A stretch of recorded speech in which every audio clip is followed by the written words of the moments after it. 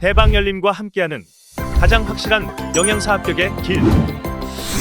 영양사 강의 진행 20여 년 이상, 수많은 합격생들이 추천하는 영양사 특강, 5인의 영양사 합격 전문 교수팀, 20여 년 이상 꾸준히 보완되어 온 강의용 교재. 유사상호를 주의하세요. 대방열림. 안녕하세요. 안녕하세요. 네. 식품위생관련 법규 저랑 할 거예요. 예. 근데 식품위생관계 법규는 법이잖아요.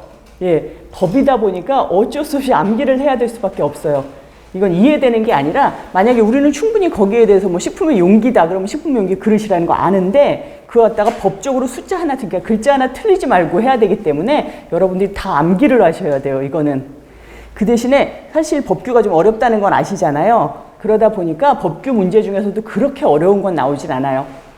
그래서 주로 많이 기출되는 문제 위주로 제가 설명을 드릴 테니까, 그리고 잘 안 나왔던 건 제가 과감하게 이 부분 하지 말라고 말씀을 드릴게요. 그리고 실제로 최근에 나왔던 한 3년 경향을 보게 되면은 숫자 문제가 굉장히 많이 나온 편이에요. 예를 들자면 영양사 같은 경우는 교육을 1년에 6시간 받아야 된다. 6시간을 살짝 바꿔서 8시간이라고 한다던가 아니면 아예 그냥 몇 시간 받아야 되는가 문제가 이렇게 나오거든요. 그래서 숫자 문제 같은데 조금 민감하게 보셔야 되고, 그리고 최근 들어서 정말 많이 나오기 시작한 게 벌칙이에요. 예, 예를 들자면 영양사 같은 경우 뭐 보존식을 보관 안 했을 때 과연 벌금이 얼마인가. 근데 우리 실제로 이제 행정적으로 이제 벌칙이 주어지고 벌금이 주어지거든요. 그 두 가지를 다 알아두셔야 돼요. 그런 거 많이 들어보셨죠? 뭐 뉴스 같은 데도 보시다 보면 뭐 7년 이하의 징역 뭐 이런 식으로, 그런 식으로 우리가 벌칙이 주어지고 범칙금이 또 주어지거든요. 한 번 어겼을 경우 뭐 400만 원, 두 번째 어겼을 경우 뭐 600만 원 이런 식으로. 예. 그것도 제가 좀 주의 깊게 해드리고요. 그 대신에 범칙금이라는 걸 우리가 식품위생법에 있어서 벌칙이라고 우리가 13장에 따로 나오거든요. 근데 그렇게 하게 되면은 정말 벌칙금이 이만큼 나와요. 근데 여러분들이 이걸 한꺼번에 외우려면은 너무 힘들어요. 네, 그러다 보니까 제가 중간중간에 요거를 어겼을 때 벌칙이 얼마다라는 걸 그때그때 짚어드릴게요. 그러고 나서 제가 한번 다시 벌칙 짚어드리는 시간이 있을 거예요. 그리고 이제 법규를 보다 보면 뭐 예상되는 것, 예상되지 않는 것 이런 말이 나오는데, 이렇게 괄호를 해놓고 뭐 이렇게 해당된다, 단 무엇은 해당되지 않는다 그러면 그게 문제 많이 나오는 편이에요.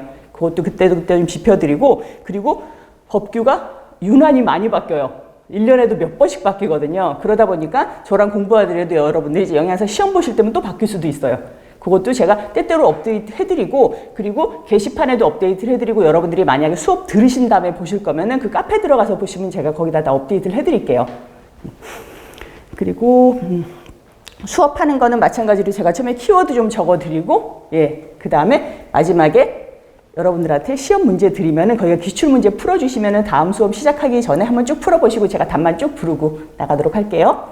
그러면은 이제 이론서 한번 볼게요. 이게 실제로는 법규가 너무너무 많거든요. 근데 제가 아까 말씀드렸죠. 요점 되는 것만 좀 짚어드리겠다고. 그래서 1장 보시면 식품위생법의 개념 및 총칙하고 나오죠. 여러분들 이거 지금 그 보기 보고 있어요. 이론서. 그래서 보시면은 1장부터 2장, 3장, 4장, 5장까지는 우리가 식품위생법에 해당되는 거예요. 식품위생법. 1장부터 5장까지예요. 그래서 여기까지 식품위생법이고 보통 5문제 정도 기출됐어요. 여기서 5문제 정도. 그리고 6장에 학교급식법이라고 나오죠. 여기는 반드시 한 문제가 나왔어요. 그다음에 7장에 국민건강증진법이라고 나오는데 요거는 안 나올 때도 있고 나올 때도 있어요. 그러니까 저희가 지난 3회차를 보게 되면은 3회차 중에서 2번 나왔어요, 문제가. 그러니까 여러분 한 문제는 아니고 약간 애매하게 0.65문제 정도? 그 정도 나온다고 보시면 되고요. 8장에 국민영양관리법 나오죠. 여기서는 한 문제 나왔었어요. 그다음에 제9장에 농수산물의 원산지 표시에 관한 법률인데 요것도 한 문제 나왔었고요. 10장에 식품 등의 표시 광고에 관한 법률인데 요거는 식품위생법에 있다가 독립이 됐어요. 그래서 여기는 지난 3회차에서 보게 되면 한 문제 나왔었거든요. 그러니까 요 위에서 얘기한 국민건강증진법하고 요 식품 등의 표시 광고에 대한 법률 이렇게 번갈아 가면서 나왔어요. 네, 그렇게 됐고요. 그래서 여러분들이 영양사 시험 보시게 되면 이건 2교시 때 보게 되잖아요. 2교시 때 보면서 이게 92번부터 100번까지 마지막에 9문제가 기출돼요.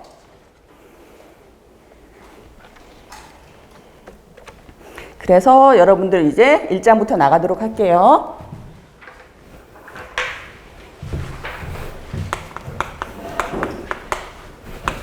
1장은 식품위생법의 목적.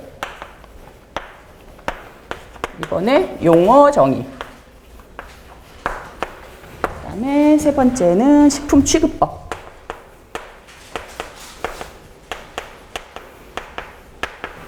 그래서 이번 시간에는 식품위생법 앞쪽에서 식품위생법의 목적하고 용어 한번 정리해 드릴게요. 그 다음에 식품 취급법까지 나가도록 하겠습니다. 요거 하기 전에 여러분들이 법률 하게 되면은 식품위생법하고 탁 나오잖아요. 그럼 그거 하나만 있는 건 아니에요. 예를 들자면, 방금 괜히 지웠네요. 요거를 뭐라고 부르냐면 우리가 법률이라고 불러요. 법률. 우리가 작은 의미의 법률이라고 하면은 이거는 국회에서 지정하는 거 있잖아요. 그 법률이 여기 법에 들어가는 거고, 찾아보시면 식품위생법 시행령이란 말이 또 나와요. 그러니까 여기 다 못 담은 것들은 여기에 사이드로 해가지고 다시 이런 게 있어요. 식품위생법 시행령이라는 규칙이 또 있거든요. 그래서 요게 있고, 요 아래쪽에 또 뭐가 있냐면 식품위생법 시행 규칙이 있어요.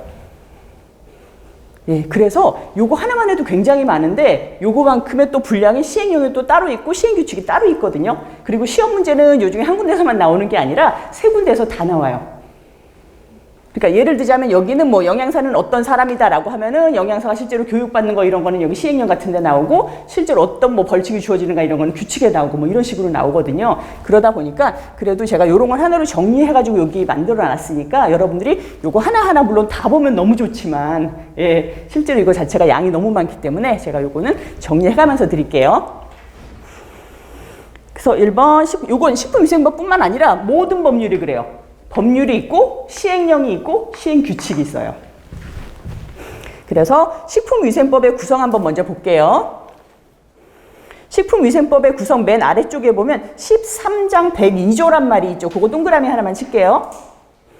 식품위생법은 13장이자 102조로 돼 있어요.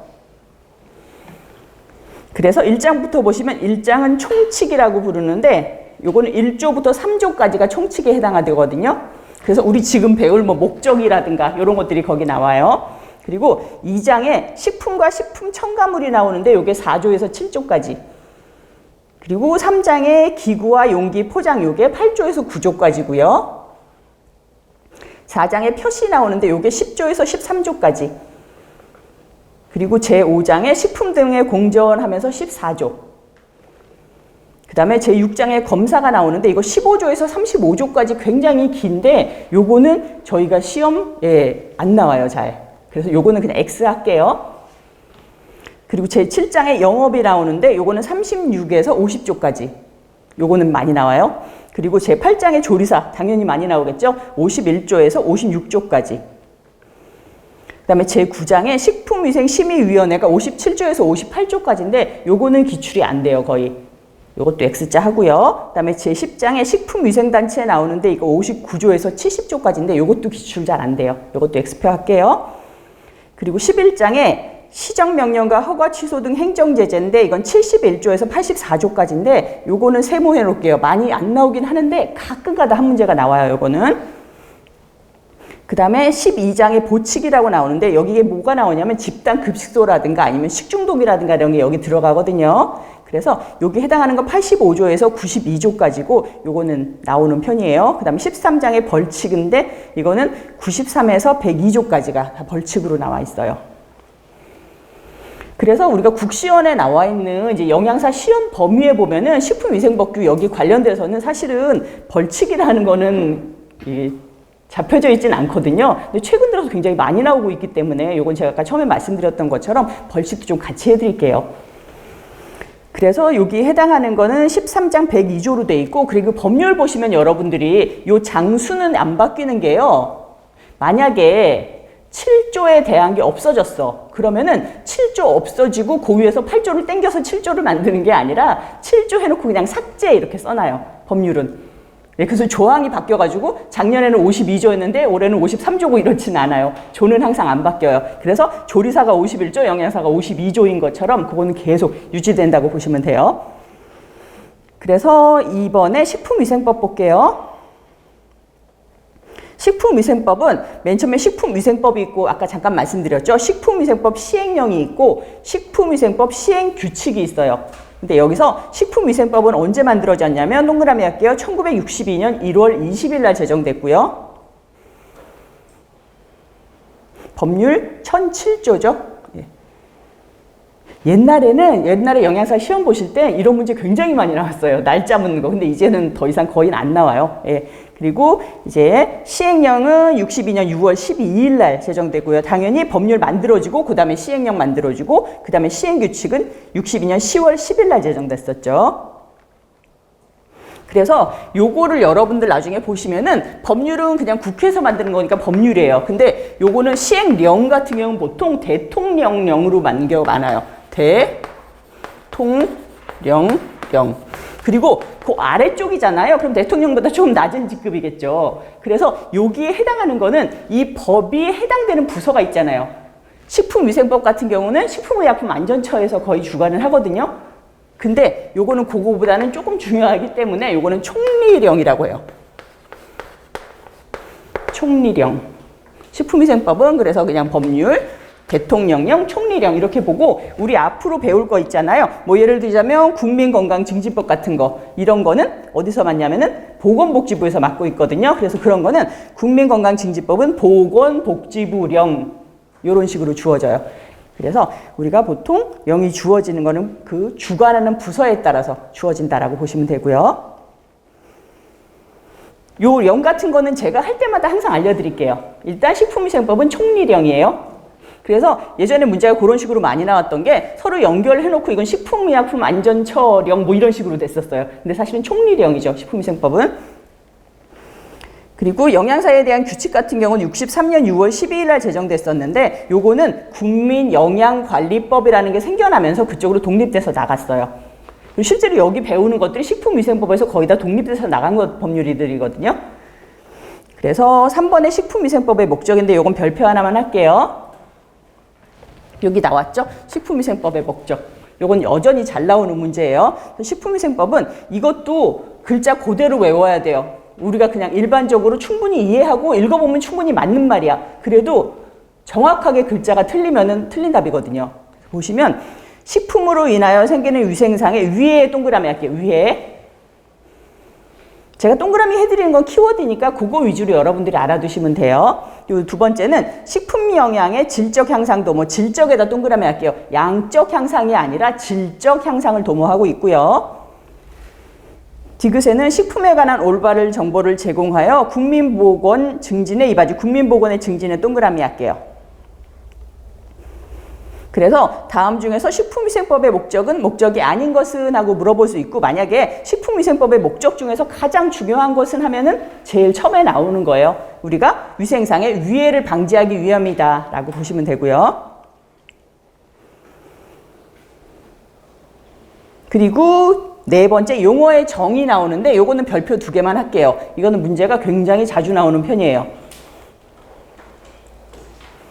말 그대로 용어를 정의해줬어요. 뭐는 뭐다, 뭐는 뭐다. 식품위생법에서 말하는 기구는 뭐다, 식품위생법에서 말하는 포장은 뭐다. 이런 식으로 정의한 거 13가지가 나오거든요. 요거 한번 알아볼게요. 1번 식품. 식품은 모든 음식물인데 여기서 제외라는 거 문제 잘 나온다고 그랬거든요. 의약품에다 동그라미 할게요. 의약으로 섭취하는 거는 빼고 우리가 식품이라고 불러요. 전부 다 그냥 모든 음식물인데 의약은 아니다 라는 거. 그리고 두 번째는 식품 첨가물이에요. 식품은 아닌데 우리가 첨가물로 들어가는 것들이 있잖아요. 뭐 보존제라든가 이런 거. 그래서 식품을 제조, 가공, 조리 또는 보존하는 과정에서 동그라미 할게요. 감미, 착색,漂백 또는 산화 방지 등을 목적으로 식품에 사용되는 물질이다. 식품에 첨가되는 물질이다. 근데 기구, 용기, 포장을 살균, 소독하는 데 사용되어 간접적으로 식품에 옮아갈 수 있는 물질도 포함되더라 라는 거. 그 다음에 세 번째 화학적 합성품인데요.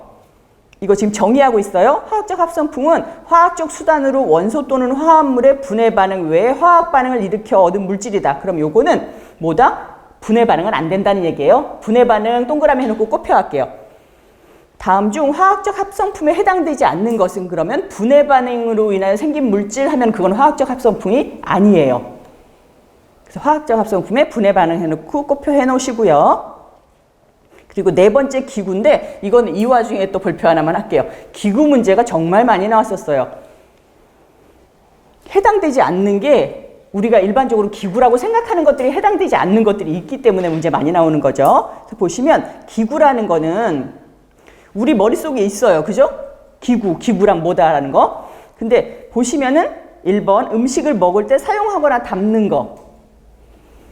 두 번째 식품 또는 식품 첨가물을 채취, 제조, 가공, 조리, 저장, 소분할 때 소분이라는 건 뭐냐면 우리가 완제품을 이제 나누어서 유통 목적으로 재포장하는 거예요. 조그맣게 소분한다라는 말 하죠. 예, 그 소분이랑 운반, 진열할 때 사용하는 것 중에서 하나에 해당하는 것으로서 식품 또는 식품 첨가물에 줄글게요. 직접 닿는 기계, 기구나 그 밖의 물건이다라고 했어요. 식품 또는 식품 첨가물에 직접 닿는 기계나 기구다. 요게 사실은 메인 되는 숫자 말이잖아요. 근데 또 괄호가 딱 돼 있어요. 여기 괄호에다 또 별표 하나만 할게요. 그래서 농업과 수산업에서 식품에 채취에 쓰는 기계, 기구나 그 밖의 물건은 제외한다라고 그랬어요. 그러면 농업이나 수산업에서 식품에 채취에 쓰이는 게 뭐가 있냐면 우리가 탈곡기 같은 거 있죠. 탈곡기를 요즘 분들이 가지고 못 들어보셨구나.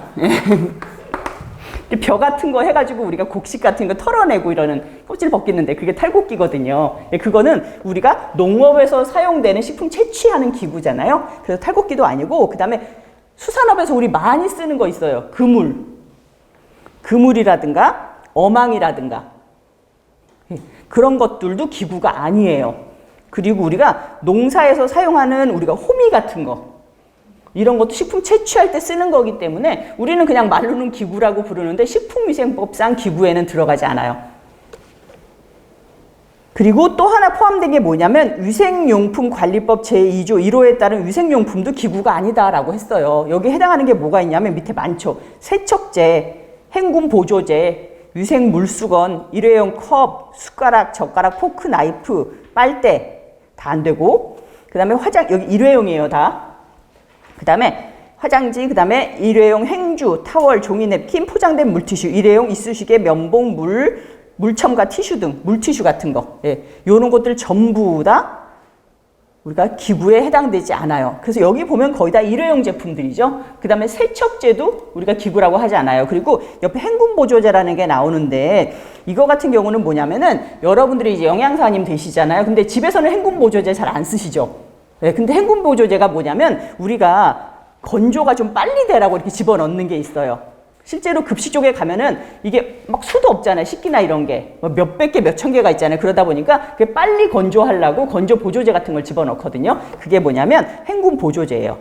그 다음에 혹시라도 식기에 뭐라도 좀 잔유물이라도 남았을까봐 그걸 또 제거하는 거를 행군 보조제 같이 집어넣거든요. 그런 것들도 우리가 기구에 들어가지 않아요.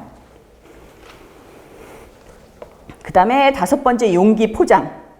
용기 아시죠? 뭐 일회용기 할 때 그런 용기, 그 다음에 포장. 이거는 식품 또는 식품 첨가물을 넣거나 싸는 것. 여기다 줄 끌게요. 식품 또는 식품 첨가물을 넣거나 싸는 것.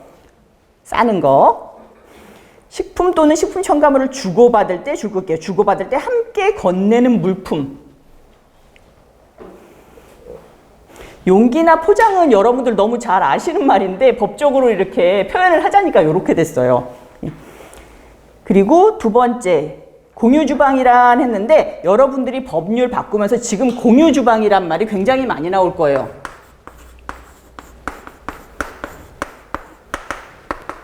공유주방업이라는 것도 이번에 생겨난 법률이고 그래서 작년 우리가 중순 때쯤 생겨난 법률인데 공유주방이라는 게 사회가 변하면서 처음으로 생겨난 단어예요. 우리가 특히나 뭐 코로나 때문에 이제 비대면 같은 게 많아졌잖아요. 그래서 공유주방업이라는 건 뭐냐면 내가 주방을 하나 이렇게 빌려놔. 하나 내 주방이야 이게. 근데 내 사업을 위해서 이걸 하는 게 아니라 이거를 공유 주방을 빌려주는 거예요. 그래서 저 사람이 와가지고 주방을 뭐 2시간 이용하고 돈을 받아가. 돈을 나한테 줘. 그 다음에 요거를 저 사람이 뭐 며칠부터 한 5일 동안 이용하겠다 그럼 내가 이걸 빌려줘. 그게 공유 주방이에요. 그러니까 여러분들 무슨 이런 배달 음식 같은 거 보면 주방에서 그냥 한 군데서 다 조리해가지고 뭐 아구찜도 나가고 그다음에 뭐 피자도 나가고 이런 식으로 하잖아요. 그러니까 공유 주방을 빌려서 거기서 왜냐하면 홀이 필요 없잖아요.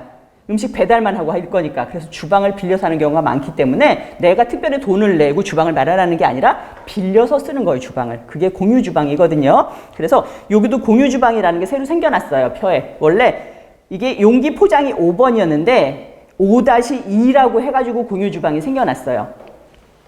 그래서 공유 주방이란 줄 끌게요.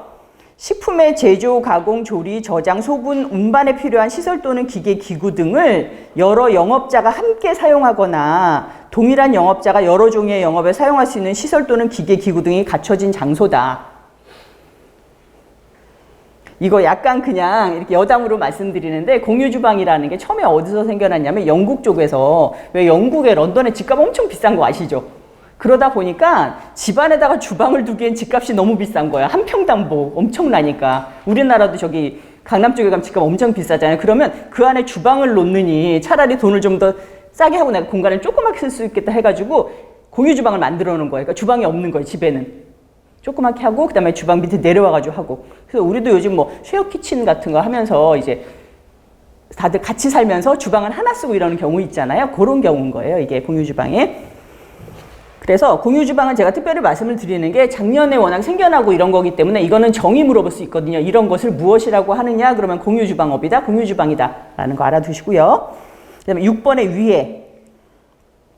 위해라는 거는 뭐냐면 식품이나 식품 첨가물, 기구 또는 용기, 포장에 존재하는 위험 요소로서 인체의 건강을 해치거나 해할 우려가 있는 것. 우리가 위해 요소를 제거하기 위해서 식품위생법이 만들어졌잖아요. 예, 위해 요인이에요, 이게. 근데 여기 앞에서 식품 동그라미 할게요. 식품 첨가물, 기구, 용기, 포장까지 동그라미 할게요.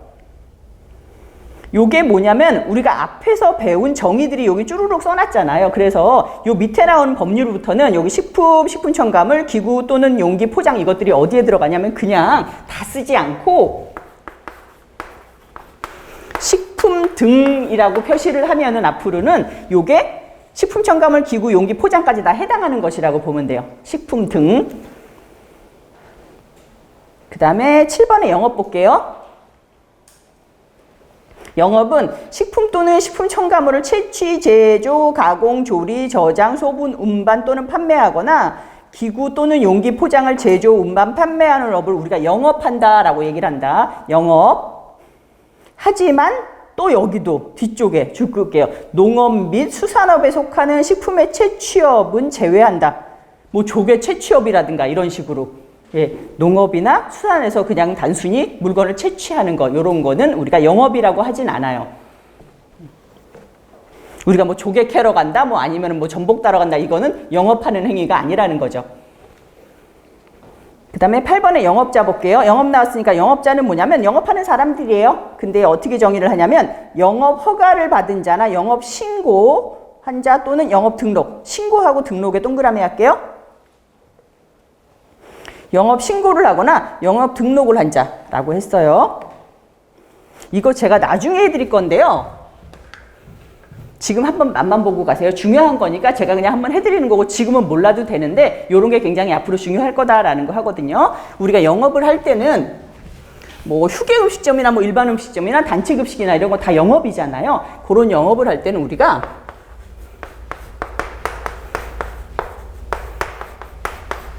지금은 그냥 맛만 보세요. 허가를 내는 게 있고 등록을 하는 게 있고 신고를 하는 게 있거든요. 근데 허가가 제일 힘들어요. 그 다음에 등록이고 신고고. 그래서 허가는 허가가 안 나면 그 영업을 못 하는 거예요.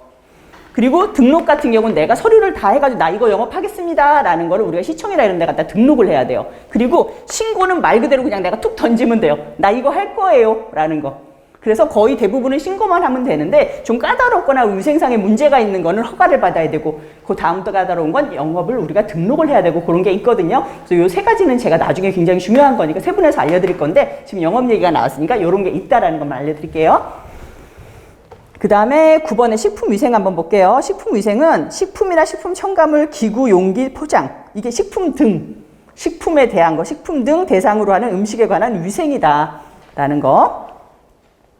그다음에 10번의 집단급식소는 요거 단체급식 시간에 했었죠. 예, 법률이에요. 요거는 집단급식소는 우리가 그냥 단체급식은 반드시 두 가지가 들어가 있어야 된다라고 그랬어요. 우리가 특정인에게 지속적으로 식사를 제공하는 건데 아직까지 집단급식소에는 세 가지가 반드시 들어가야 되는데 영리를 목적으로 하지 아니하면서 특정인에게 지속적으로 식사를 제공한다. 그게 들어가 있죠. 그리고 시행령, 여기는 법률이 아니라 시행령에 보면은 좀 세부적으로 나와 있어요. 1회 동그라미 이렇게 50명 이상에게 식사를 제공하는 급식소를 우리가 집단급식소라고 한다. 이게 시행령에 나와 있어요. 그 다음에 11번에 별표 하나 할게요. 이거 나온 지 얼마 안 됐기 때문에 또 문제는 안 나올 건데 최근에 나왔어요. 이거는 식품을 제조, 가공 단계에서부터 판매 단계까지 각 단계별로 정보를 기록 관리하여 식품의 안정성 등의 문제가 발생한 경우에는 그 식품을 추적하여 원인을 규명하고 필요한 조치를 할 수 있도록 관리하는 것을 우리가 식품 이력 추적 관리라고 한다고 했거든요. 그래서 만약에 내가 지금 뭐 소고기 같은 걸 먹고 내가 살이 났어. 그럼 이 소고기는 과연 어디서 온 것인가? 그거를 일일이 다 적어놔야 내가 어디서 문제가 생긴지 알 수 있는 거잖아요. 그래서 유통 과정이라든가 이런 거를 다 단계별로 기록을 하게 돼 있어요. 그게 식품 이력 추적 관리라고 보시면 돼요. 그 다음에 12번에 식중독이란 말이 나와요. 식중독은 다 아시는 건데 식품 섭취로 인한 인체에 유해한 미생물 또는 유독물질에 의하여 발생하였거나 발생한 것으로 판단되는 줄거기요. 감염성 또는 독소형 질환이다. 그 다음에 13번에도 별표 하나만 할게요. 우리가 식품위생법 배우는데 그 중에서도 많이 나오는 게 이제 집단급식소에 대한 게 많이 나와요. 왜냐하면 영양사들이 일할 때가 집단급식소다 보니까 거기에 대한 것들이 좀 많이 나오는 편이거든요. 그래서 집단급식소에서 식단, 우리가 일반적으로 아는 메뉴표, 이런 식단이라는 거는 사실 정의가 굉장히 많이 주어질 수가 있는데 식품위생법에서 말하는 집단급식소의 식단이라는 거는 반드시 5가지가 포함이 돼 있어요. 보면은 동그라미 할게요. 급식이사 영양 섭취 기준에 따라서 음식명 동그라미, 식재료 동그라미, 그 다음에 영양 성분, 그 다음에 조리 방법, 조리 인력 등을 고려하여 작성한 급식 계획서다. 근데 이 5가지를 여러분들이 좀 알아두셔야 되는 게 문제에 혹시라도 집단급식소의 식단에 뭐가 포함되느냐, 다음 중 포함되지 않는 것은 하고 문제가 딱 나오기 좋잖아요. 5개잖아요, 보기가. 하나 빼고 딴 거 집어넣을 수 있거든요. 그래서 집단급식소의 식단 알아두시고요.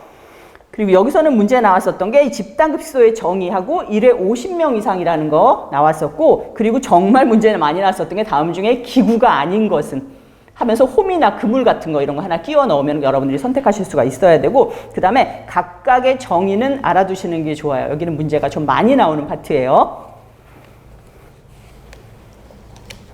그 다음에 식품 등에 취급할게요.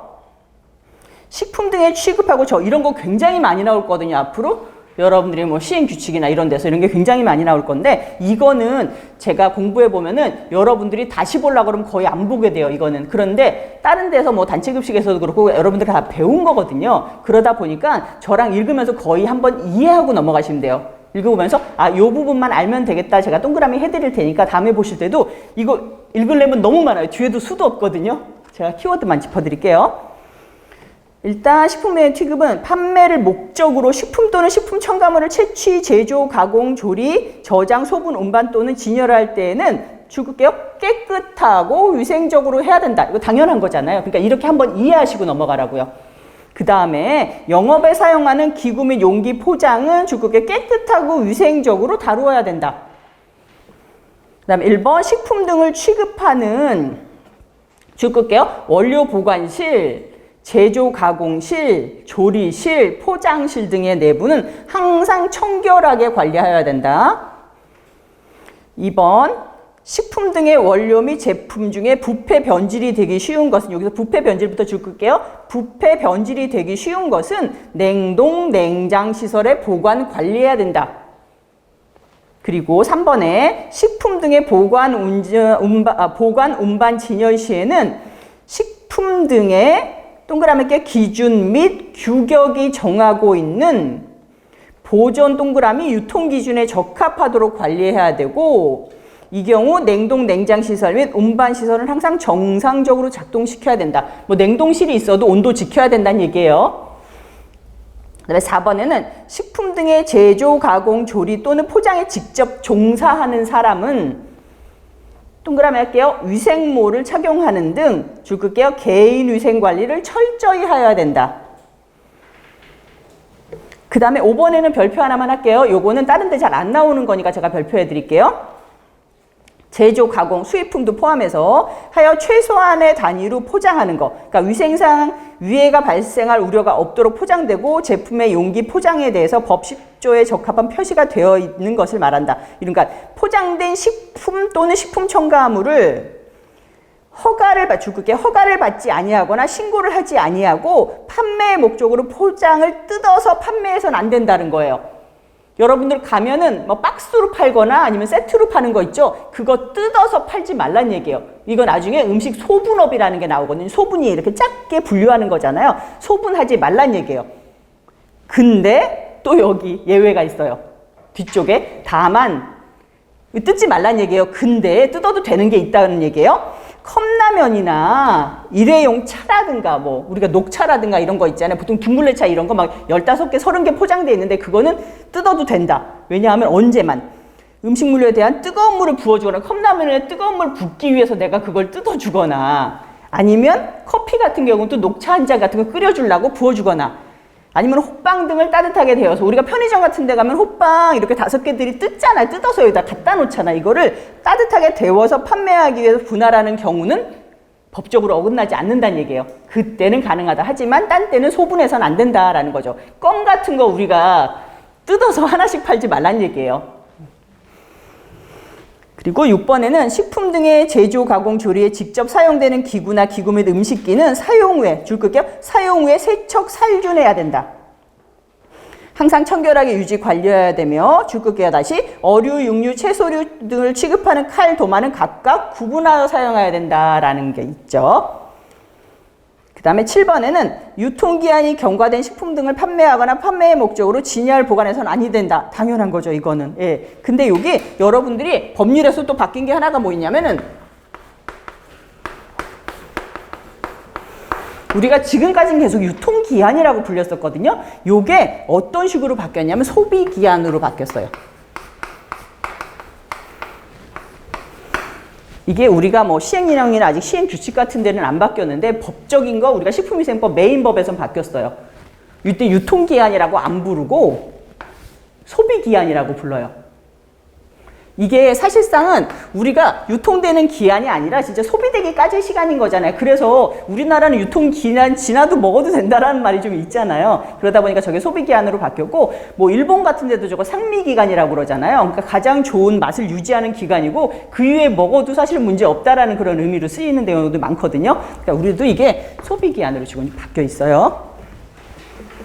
그래서 여기 해당가는 거는 이제 식품 취급 방법이 잘못된 것은 하고 문제가 몇 번 나왔었는데 여러분들 지금 읽어보다시피 굉장히 상식적인 것들이거든요. 그래서 요거는 한번 읽어보시고 마지막에 뭐 별로 이렇게 상해 위해가 있는 것은 뭐 냉장, 냉동 뭐 보관하지 않아도 된다 뭐 이런 식으로 나온다거나 그러면 그게 틀린 답이니까 그거 알아두시면 되고요.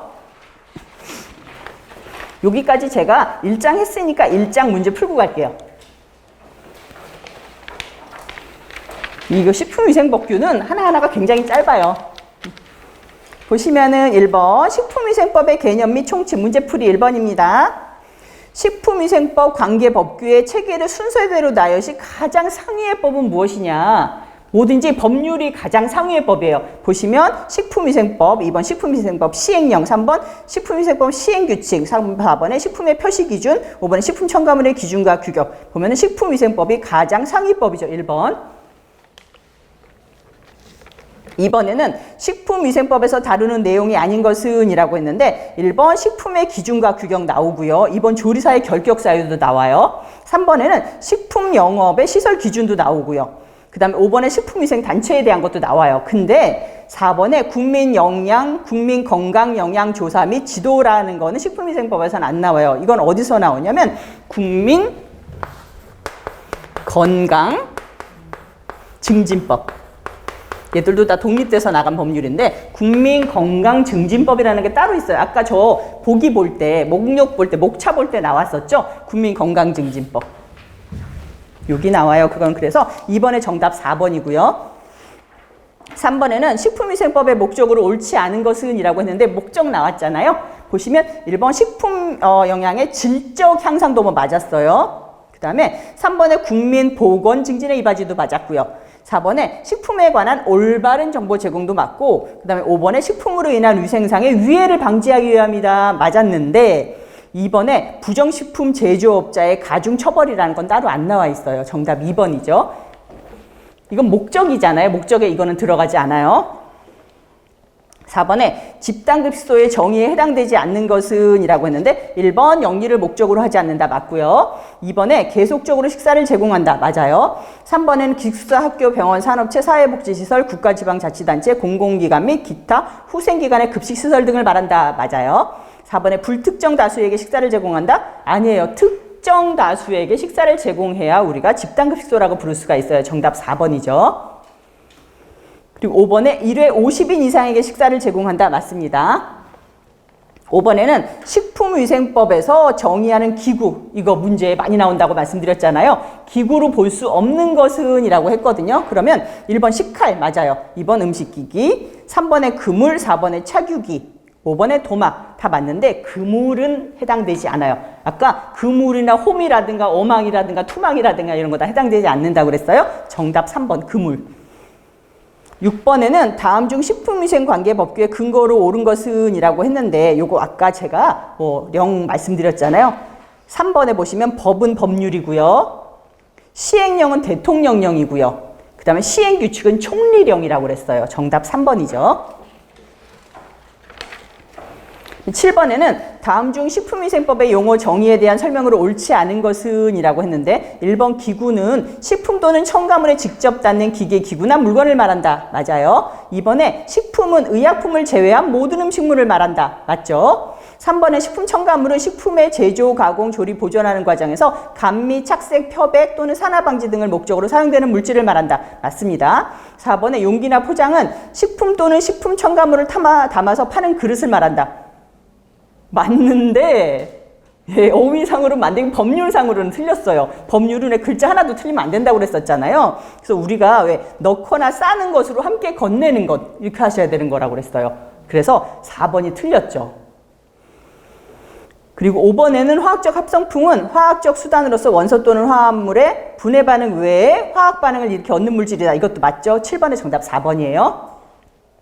8번에는 집단급식소의 식단 작성 시 고려하지 않아도 되는 것은 이라고 했거든요. 아까 고려해야 될 거 5가지 있었어요. 집단급식소 식단, 1번 영양섭취량, 2번 음식명, 3번 식재료, 4번 영양성분, 5번의 조리방법. 얼추 보면 다 맞는 것 같은데 영양섭취량이란 말 없었어요. 영양섭취량 틀렸고 여기서 하나 빠진 거는 조리 인력이 빠져 있죠. 정답 1번이고요. 9번에 다음 중에서 식품위생법이 최초로 제정 공포된 시기가 언제냐? 1962년 1월 20일 정답 2번.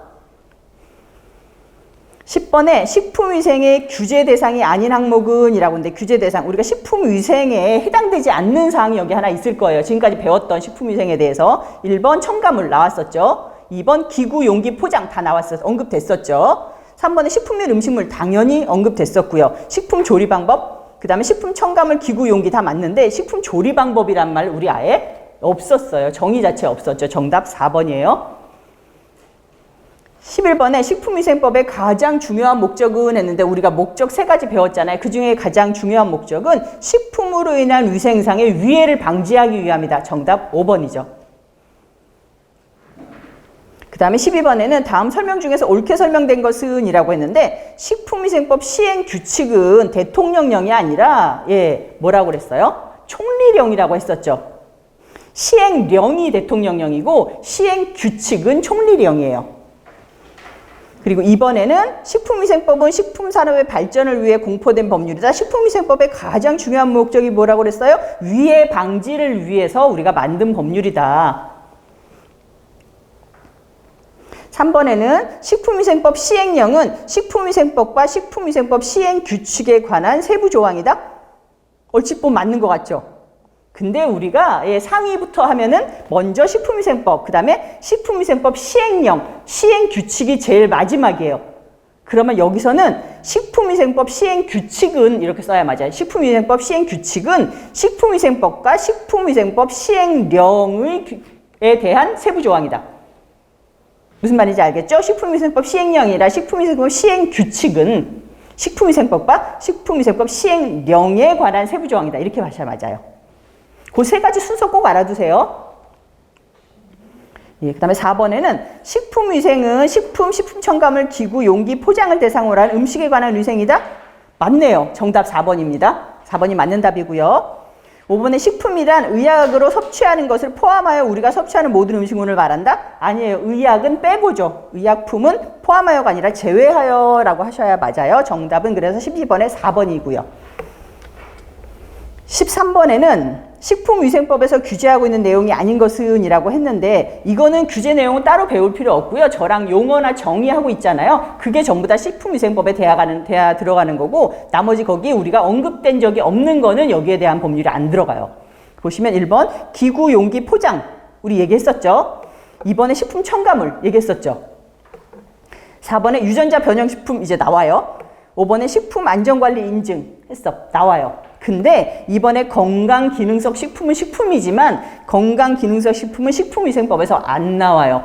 예전에는 나왔는데 이 건강기능성 식품은 건강기능성 식품에 대한 법률이 따로 있어요. 그래서 우리가 농수산물에 대한 것도 여기서 자꾸 제외되는 게 농수산물법이 따로 있거든요. 그래서 거기 해당되는 거는 다 밖으로 독립돼서 나갔어요. 그래서 건강기능성 식품은 건강기능성 식품에 대한 법률 거기 따로 있어요. 정답 3번이죠. 14번에는 식품위생법의 정의를 따를 때 집단급식소에 해당되지 않는 곳은 이라고 불렀는데 보시면 1번 학교급식사, 학교기숙사, 2번 공장급식소, 3번 대중음식점, 4번 병원급식소, 5번 후생기관급식소 아닌 거는 3번이죠. 예, 대중음식점. 이건 이유도 우리가 돈도 벌려고 하고 상업적인 급식이고 우리가 특정인도 아니고 불특정 대상으로 지속적으로도 급식 안 하잖아요. 정답은 3번이에요.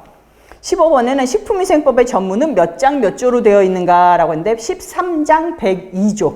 정답 4번.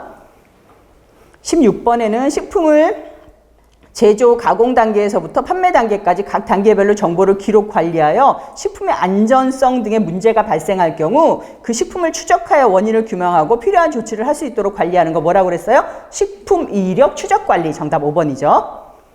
17번에는 다음 중 식품위생법상 화학적 합성품에 해당하지 않는 거. 그죠? 화학적 합성품이 아닌 거. 아까 하나 있었어요. 내가 동그라미하고 꽃표현어라는 거 하나 있었잖아요. 분해 반응은 아니었어요. 그래서 저번 1번 보면 산화 반응에 의하여 제조된 거, 2번 축합 반응에 의하여 제조된 거 맞고요. 3번 분해 반응에 의하여 제조된 거 이게 아니에요. 3번 아니고 4번에 중화 반응, 5번에 조연 반응 다 맞죠. 정답은 3번이에요. 18번에는 집단급식소에서 1회 급식 인원이 몇 명 이상인가? 2번 50명. 19번에 식품위생법상 기구에 해당되는 것이라고 해서 해당되는 것. 이제는 보면 도마, 호미, 종이 냅킨, 위생물수건, 조리용 시계. 여기서 해당되는 건 도마죠. 1번 도마. 우리가 아닌 거는 우리가 농업이나 수산업에서 채취하는 것들, 그 다음에 위생물품들 이런 건 아니라고 그랬거든요. 정답 1번이에요. 그 다음 20번에는 식품위생법상 식품제조 원료로 사용할 수 있는 것은 이라고 했는데 이거 작년에 나왔는데 많이들 틀리셨거든요. 예, 이게 뭐냐면 벌칙에 해당하는 게 있어요. 13장 벌칙이라고 말씀을 드렸는데 요거는 문제가 벌칙을 다 외우긴 약간 애매하기도 한데 이렇게 문제가 나오면 여러분들 아셔야 되는 상황이거든요. 이건 뭐냐면 우리가 식품이 아닌 거를 사용하게 되면은 1년 이상의 징역을 살게 돼 있어요. 가가지고 예를 들면 독버섯 같은 거 따가지고 여러분들이 조리하게 되면은 1년 이상의 징역을 살게 되거든요. 근데 1년 이상 징역을 살게 되는 것들 풀들 몇 가지가 나왔었거든요. 거기에 해당하는 게 뭐가 있냐면은 2번에 섬수, 3번에 천호, 4번에 백부자, 5번에 사리풀. 이런 것들 전부 다 여러분들이 조리할 때 사용하시면 1년 이하의 징역에 살게 되는데 1년 이상의 징역이죠. 그 다음에 이거 외에 뭐 마황이라든가 아니면은 부자라든가 여기 백부자 나왔죠. 그 다음에 초라든가 백선피.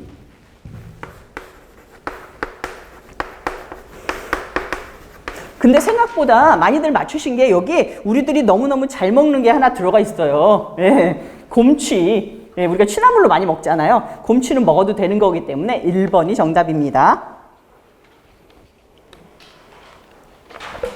예, 여기까지 말씀드렸고 요번 시간에 한 거는 이제 식품위생법의 목적이라고 하면서 식품위생법이 사실은 위생법이잖아요, 말 그대로. 그래서 특별히 우리가 아까 보기에 나왔던 것처럼 우리가 식품산업의 증진이나 뭐 식품산업 발전시키려고 한 법이 아니라 이렇게 잘못되는 거 막으려는 법에 식중독 같은 거 이런 거 막기 위해서, 예, 그래서 우리가 위해를 방지하기 위한 것이 가장 큰 목적이었고요. 그 다음에 용어 정리하면서 우리가 식품부터 시작해서 쭉 나왔거든요. 용기나 포장 같은 거. 요거는 여러분들 말이 조금 어렵게 들릴지라도 거기 문제 나오는 거 딱 정해져 있기 때문에 그거 위주로 좀 많이 하시면 될 것 같고, 식품 취급법은 아까 말씀드렸죠. 여러분들 이해 한번 하시고 충분히 넘어가면은 해결하실 수 있을 거라고. 그리고 식품 취급법 외에 우리 나중에 영업이나 영업소 이런 거 하면서 실제로 단체 급식 같은 경우는 몇 도시 이상으로 유지해야 되고 이런 것들이 많이 나올 거예요. 그거는 이해 위주가 아니라 숫자 나오는 거니까 조금 힘들거든요. 그래서 여기까지는 아직 여러분들이 가장 기본적인 건 머릿속에 담고 가시는 게 좋을 것 같아요. 그래서 이번 시간에 여기까지 했고 다음 시간에 제가 2장 이어서 나가도록 하겠습니다. 예, 수고하셨습니다.